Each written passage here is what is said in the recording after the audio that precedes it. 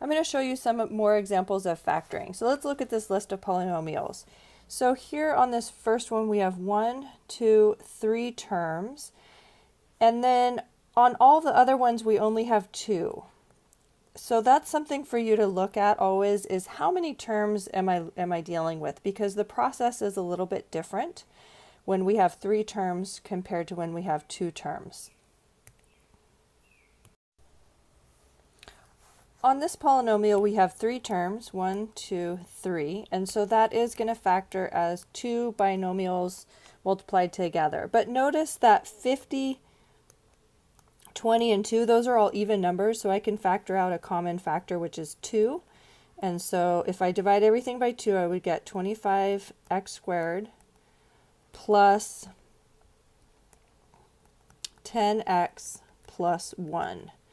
And now I can factor this this trinomial. Okay, so let's see, 25x squared, I would need to multiply 5x times 5x, and then to get 1, I would need 1 times 1.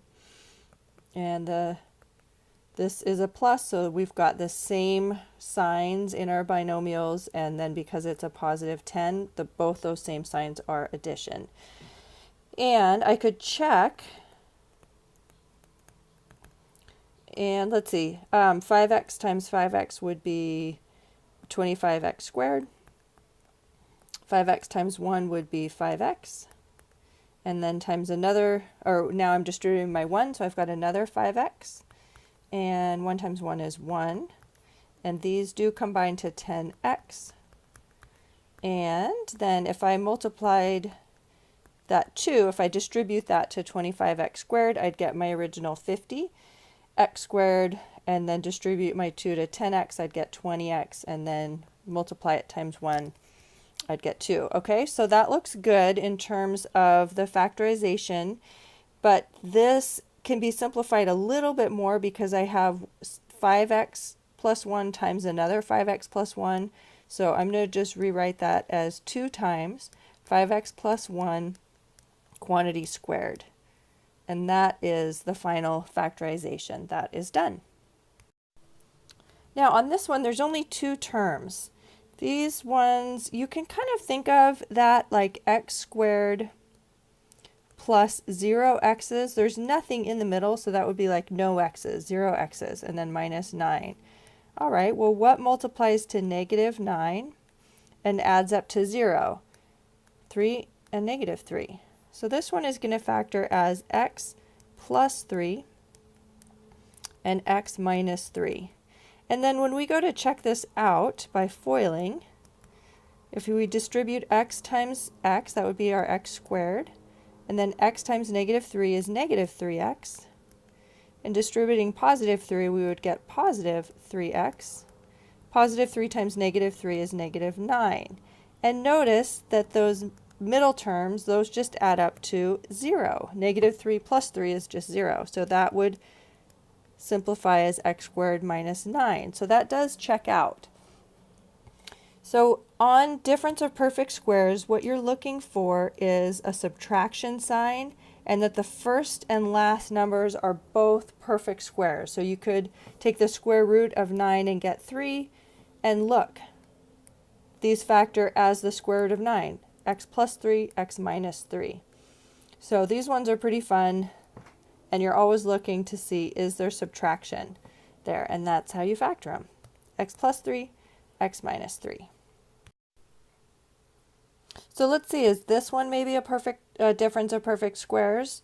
Well, it's not. Because of that positive 9, it's not going to work out. Because to get a positive 9, we would either need 3 times 3, which adds up to 6, or negative 3 times negative 3, which would add up to negative 6. Because of this positive sign, it would factor,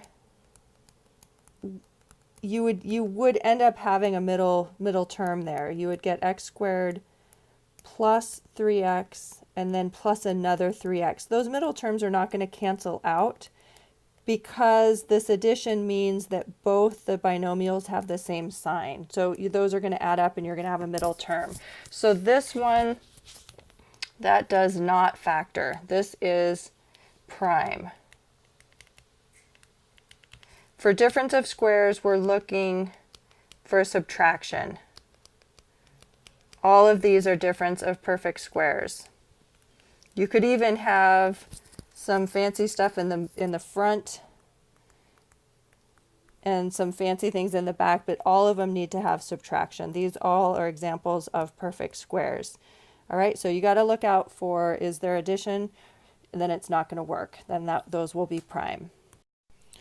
This one is a difference of perfect squares because 16 is 4 times 4. So 16 is a perfect squared. And x to the 4th is also a perfect squared because x squared times x squared, we would add those exponents and we would get x to the 4th. So this will factor as x squared plus 4 and x squared minus 4. And then notice if we were going to check, we would have, let's see, x squared minus 4. We would get x squared times x squared. That does give us the x to the 4th. And then x squared times negative 4 would give us negative 4x squared. And then when we're distributing the positive 4, we would get a positive 4x squared. And then positive times negative 4 would give us negative 16. And notice that negative 4x squared plus 4x squared, those just add up to 0. And so that does factor correctly. All right, but we're not done because look, we have another difference of perfect squares. So that, let's see, x squared plus 4, because of this addition, that's done, that's prime, because to get a positive 4, we would need 2 times 2 or negative 2 times negative 2, and the middle terms would not cancel out because of this addition. So that one is prime, that one's done. But x squared minus 4, that can factor, because it's a difference of squares, there's subtraction there, that would factor as x plus 2 times x minus 2. And that is done. On this one I have two terms, and I also have addition. So it is not the difference of perfect squares. That was how we had been factoring two terms before. There is another way to factor when we have two terms, and that is the sum or difference of perfect cubes. Y cubed, that's a perfect cube. And 216 is as well. The way I would approach this is I would just start with my 2 cubed, that's 8. 3 cubed is 27. I'm just checking to see what are my perfect cubes. 4 cubed, that is 4 times 4 is 16. 16 times another 4 is 64. 5 cubed is 125.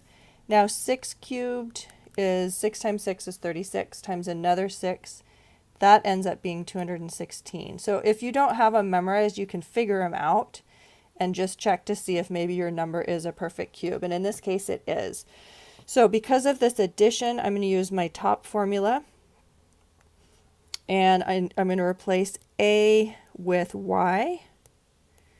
And then every time I see a B, because of that 216, that is 6 cubed. Okay, so it would be B cubed. I'm going to replace B with 6. So the way that this factors is A plus B. All right, so we've got Y plus 6.